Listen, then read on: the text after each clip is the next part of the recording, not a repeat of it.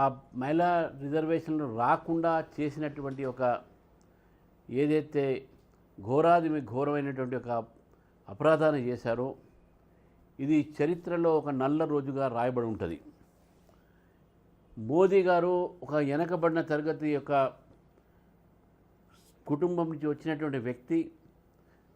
ఛాయ్ వాలా అనేటువంటి పేరుతోని ఛాయ్ అమ్మి ఈరోజు ప్రధానమంత్రి అయినటువంటి నేపథ్యంలో ఈ దేశంలో సామాన్యుడికి వారికి ఒక రాజకీయ అధికారాన్ని మహిళలకు ఇవ్వాలని ప్రయత్నం చేస్తే ఆ మహిళా సాధికారతగానే మహిళా రాజధికారానికి దిశలో వాళ్ళు నడవాలి అని చెప్పేసి ఆలోచనని ఈరోజు కాంగ్రెస్ పార్టీ ఓట్ అగేన్స్ట్ చేస్తూ మహిళా సమాజానికి మహిళలకు ఈ దేశంలో మహిళలకు వారు చేసినటువంటి తీవ్రమైనటువంటి అన్యాయము.